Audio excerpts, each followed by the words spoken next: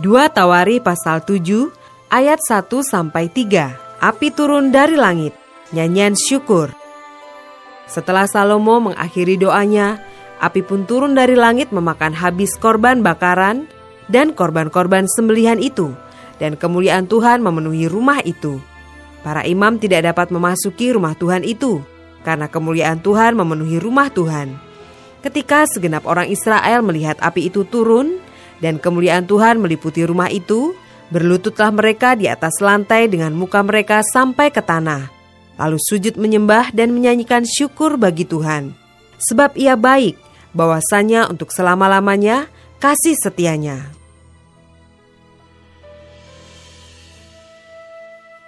Ayat 4-10. Korban pentahbisan dan perayaan. Lalu raja bersama-sama seluruh bangsa mempersembahkan korban sembelihan di hadapan Tuhan. Sebagai korban sembelihan, Raja Salomo mempersembahkan 22.000 ekor lembu sapi dan 120.000 ekor kambing domba. Demikianlah raja dan seluruh bangsa mentahbiskan rumah Allah. Para imam telah siap berdiri pada tempat mereka. Begitu pula orang-orang Lewi telah siap dengan alat-alat musik untuk memuliakan Tuhan, yakni alat-alat musik yang dibuat Raja Daud untuk mengiringi nyanyian syukur bagi Tuhan, bahwasanya untuk selama-lamanya kasih setianya. Setiap kali mereka ditugaskan Daud menyanyikan puji-pujian. Dalam pada itu, para imam berdiri berhadapan dengan mereka sambil meniup nafiri, sedang segenap orang Israel berdiri. Lalu Salomo menguduskan pertengahan pelataran yang di depan rumah Tuhan, sebab disitulah diolahnya segala korban bakaran dan lemak korban keselamatan. Sebab mezbah tembaga yang dibuat Salomo tidak dapat memuat korban bakaran dan korban sajian dan segala lemak korban. Dan pada waktu itu juga Salomo mengadakan perayaan Pondok Daun selama 7 hari bersama-sama dengan seluruh Israel, suatu jemaah yang amat besar, dari jalan masuk ke Hamat sampai ke sungai Mesir. Pada hari yang ke-8 mereka mengadakan perkumpulan raya, karena mereka telah merayakan pentahbisan mezbah selama 7 hari dan perayaan Pondok Daun selama 7 hari. Pada hari yang ke-23, bulan ke-7, disuruhnya bangsa itu pulang ke kemah-kemah mereka sambil bersukacita dan bergembira atas kebaikan yang telah dilakukan Tuhan kepada Daud, kepada Salomo, dan kepada orang Israel umatnya.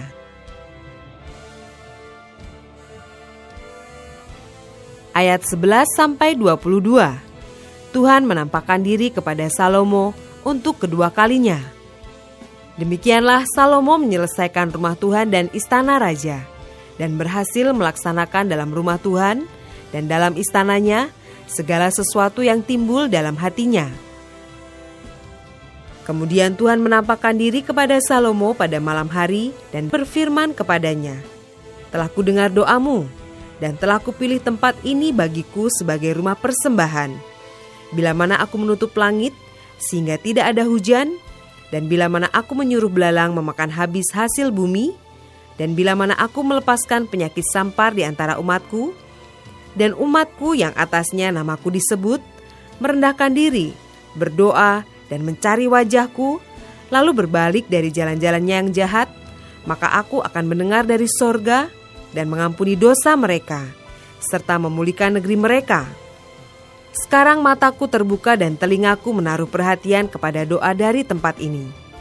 Sekarang telah kupilih dan kukuduskan rumah ini, supaya namaku tinggal di situ untuk selama-lamanya. Maka mataku dan hatiku akan ada di situ sepanjang masa. Mengenai engkau, jika engkau hidup di hadapanku sama seperti Daud ayahmu, dan berbuat sesuai dengan segala yang kuperintahkan kepadamu, dan jika engkau tetap mengikuti segala ketetapan dan peraturanku, maka aku akan meneguhkan tahta kerajaanmu sesuai dengan perjanjian yang telah kuikat dengan Daud ayahmu, dengan berkata, takkan terputus keturunanmu yang memerintah atas Israel. Tetapi, jika kamu ini berbalik dan meninggalkan segala ketetapan dan perintahku yang telah kuberikan kepadamu, dan pergi beribadah kepada Allah lain, dan sujud menyembah kepadanya, maka aku akan mencabut kamu dari tanahku yang telah kuberikan kepadamu, Dan rumah ini yang telah kukuduskan bagi namaku, akan kubuang dari hadapanku, dan akan kujadikan kiasan dan sindiran di antara segala bangsa. Dan setiap orang yang lewat rumah yang amat ditinggikan ini, akan tertegun dan berkata, apakah sebabnya Tuhan berbuat yang demikian kepada negeri ini dan kepada rumah ini? Maka orang akan berkata, sebab mereka meninggalkan Tuhan, Allah nenek moyang mereka, yang membawa mereka keluar dari tanah Mesir, dan sebab mereka berpegang pada Allah lain, dan sujud menyembah kepadanya, dan beribadah kepadanya. Itulah sebabnya ia mendatangkan segala malapetaka ini ke atas mereka.